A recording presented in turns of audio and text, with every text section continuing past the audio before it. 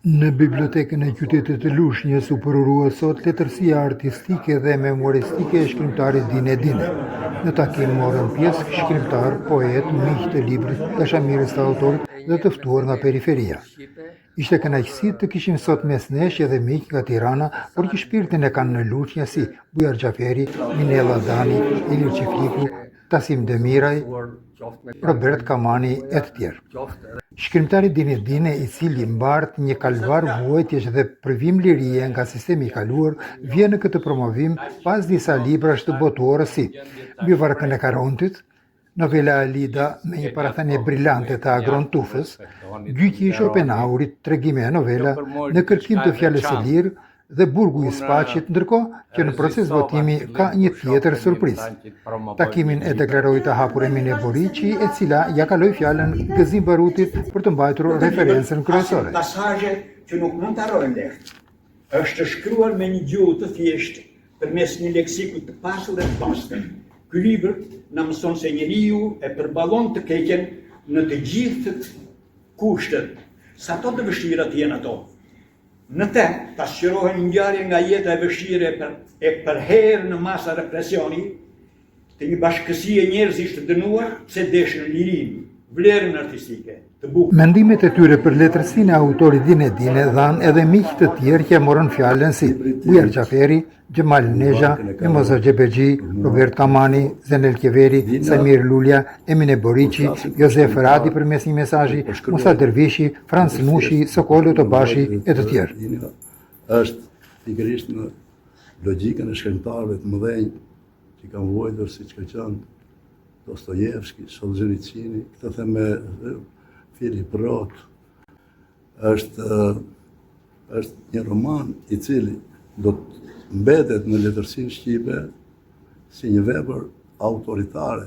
Ai jo që e njeh me themel gjuhën shqipe, por njeh si të thoshe të thesarin e vyer që koha e ka harruar duke u zëvendësuar qoftë me fjalë nga gjuhë të huaja, qoftë edhe me fjalë të reja që kanë lindur.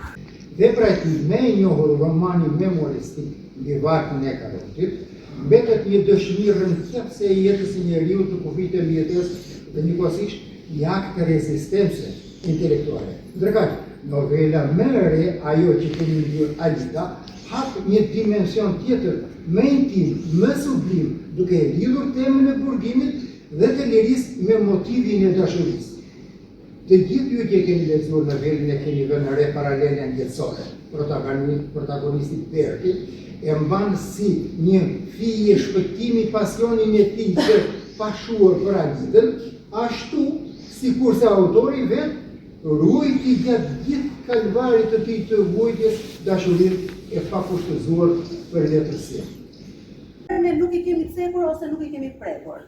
Letërsia realiste piketon disa gjëra dhe thotë: pasurimi i realitetit të jetës së përditshme me njerëz të thjeshtë. Glorifikon profesorin dhe thotë: jo, nuk më duhet më kimizimi i disa gjërave për cilën të shihet apo të piketohet pjesa më e mirë apo ai imazh i bukur i diçkaje.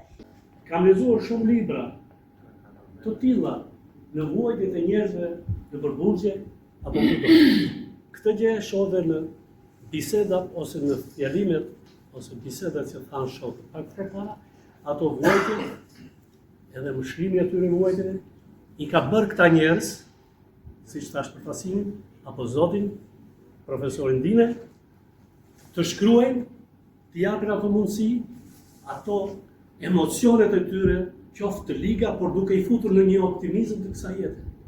Edhe jam shumë mirënjohës, kaq mirënjohës sa nuk jam gjendje ta shpreh, sepse të gjithë keni atë kohën tuaj, keni ardhur të më respektoni, të më nderoni. Kjo për mua është diçka e veçantë. Unë rezistova në fillim kur shokët e mi më thanë që të promovoj një libër e kujtun.